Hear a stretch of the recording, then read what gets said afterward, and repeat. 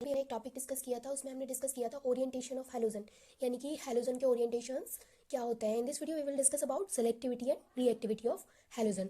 तो सबसे पहले मैं आपको बता देती हूँ कि यहाँ पर होगा क्या। देखिए, सबसे पहले समझिए कि हेलोजिनेशन क्या होता है, क्योंकि अगर आप हेलोजन की सेलेक्टिविटी और रिएक्टिविटी पढ़ रहे हैं तो आपको हेलोजिनेशन एक तरीके से बिल्कुल क्लियर होना चाहिए। तो देखिए, जब भी हमारा एल्केन हेलोजन के साथ रिएक्ट करता है, हेलोजन लाइक का फ्लोरीन, ब्रोमीन, आयोडीन, क्लोरीन, है ना, तो इन सब के साथ जब हमारा एल्केन रिएक्ट करता है तो उसको उस प्रोसेस को हम बोलते हैं हेलोजिनेशन। तो हेलोजिनेशन प्रोसेस के अंदर होता क्या है, यहाँ पर क्या होता है कि यहाँ पर फ्री रेडिकल का फॉर्मेशन होता है, ठीक है।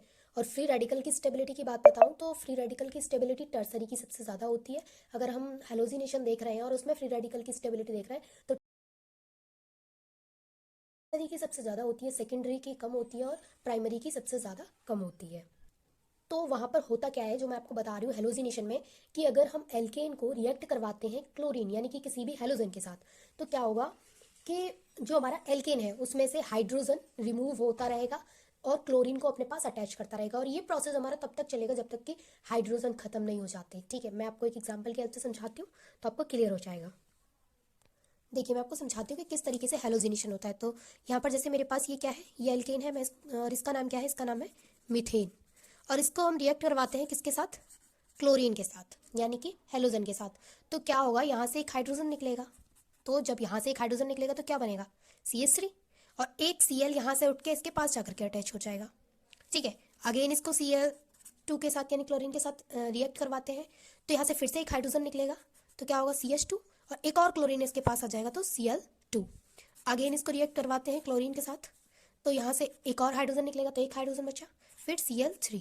फिर से इसको रिएक्ट करवाएंगे तो C, अब एक हाइड्रोजन बचा, ये भी चला जाएगा, और Cl4, क्योंकि 3 क्लोरीन यहाँ पर पहले से थे और एक और क्लोरीन यहाँ से इसमें गया तो CCl4।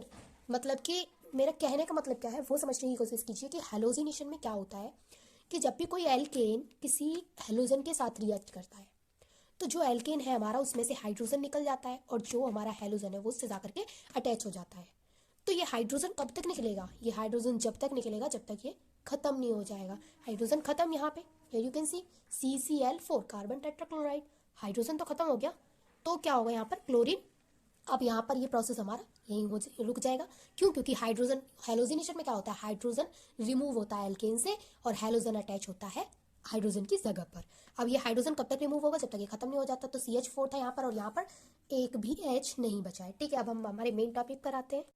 तो देखिए, अब हमारा जो मेन टॉपिक है हम उस पर आते हैं, रिएक्टिविटी एंड सेलेक्टिविटी देखते हैं। तो सबसे पहले आपको एक और बात बता देती हूँ जो आपको नोट कर लेनी है, वो ये है कि अगर हम फ्री रेडिकल की स्टेबिलिटी की बात करें, हेलोजिनेशन हो रहा है, अगर हेलोजिनेशन हो रहा है और हम फ्री रेडिकल की स्टेबिलिटी की बात करें तो क्या होगी।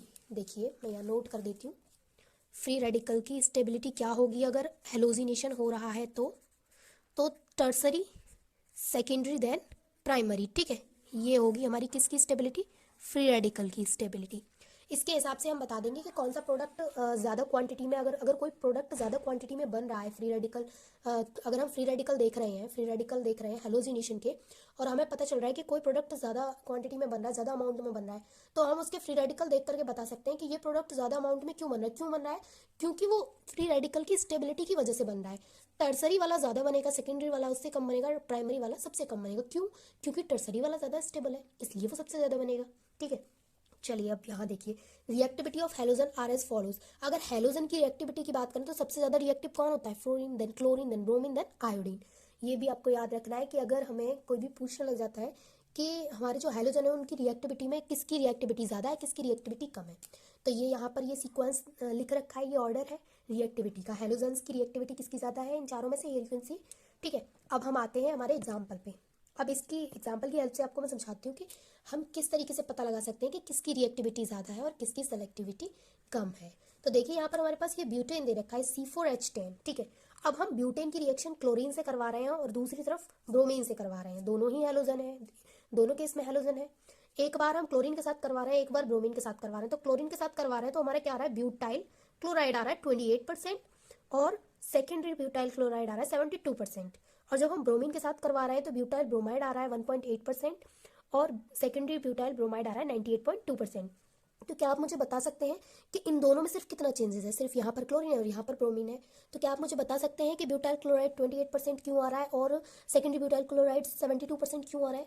भाई सवाल तो बनता है, यहाँ से एक क्वेश्चन तो बनता है कि अगर हमसे कोई रिएक्शन करवाता है तो हम तो, अगर हमें ये चीज़ नहीं पता कि कौन सा ज़्यादा बनेगा प्रोडक्ट, तो हम कैसे वहाँ पर जो रिएक्शन है उसको कैसे कंप्लीट करवा सकते हैं? हम उसको ठीक ही नहीं करा पाएंगे, क्योंकि हमारा तो जिसका मन करेगा हम उसको ज़्यादा बना देंगे।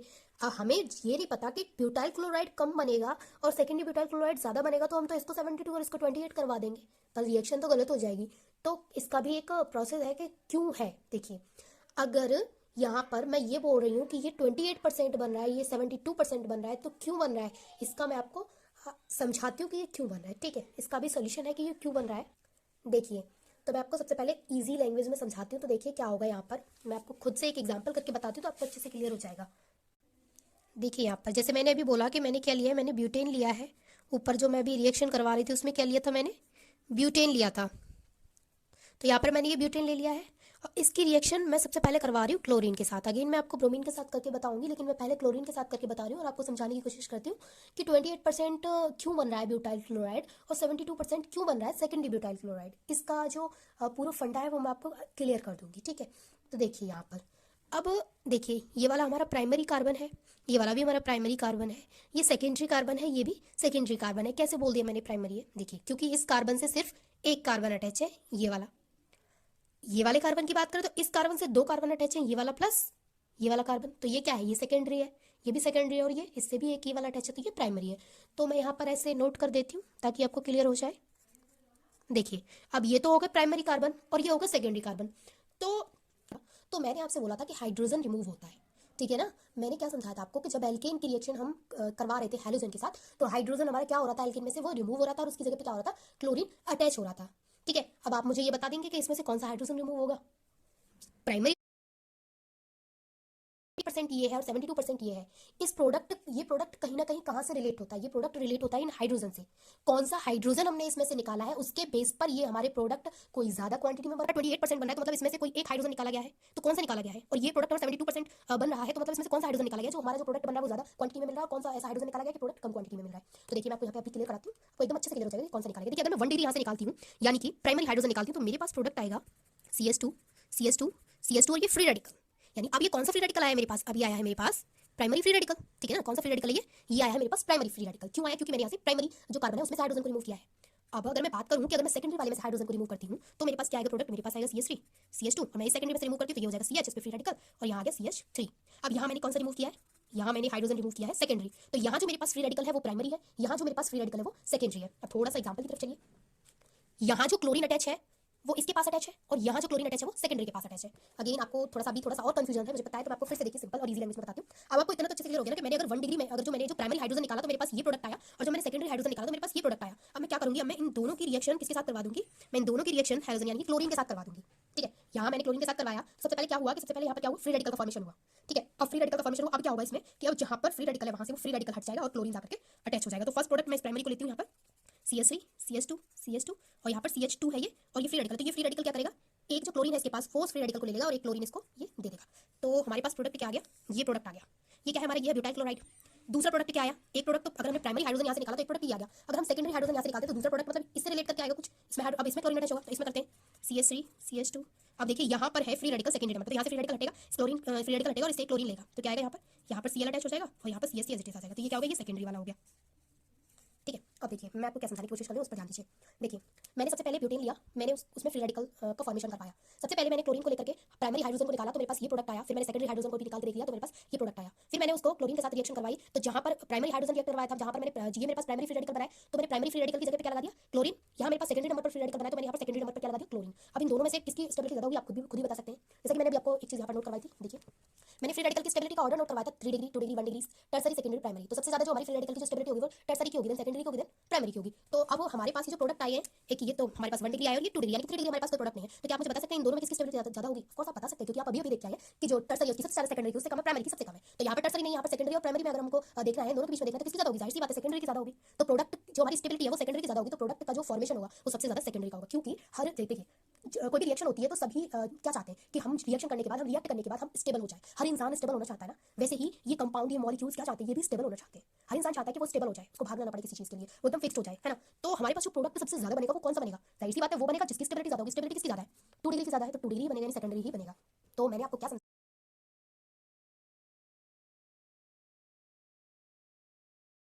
बता सकते हैं ना कि 72% सेकेंडरी ब्यूटाइल क्लोराइड क्यों बना और 28% ये ब्यूटाइल क्लोराइड क्यों बना? क्योंकि इसकी स्टेबिलिटी ज्यादा है। कैसे ज्यादा है? अभी हमने डिटेल में फ्री रेडिकल करने के बाद क्लोरीनेशन करा के देख लिया है, क्लोरीन से रिएक्ट करवा के देख लिया। फ्री रेडिकल हमने प्राइमरी बनाया, देन सेकेंडरी बनाया, देन क्लोरीन से रिएक्ट करवाया और हमने वहां पर 1 डिग्री 2 डिग्री करके अच्छे से पता कर लिया। तो आपको क्लियर हो गया ना कि स्टेबिलिटी इसकी ज्यादा क्यों है।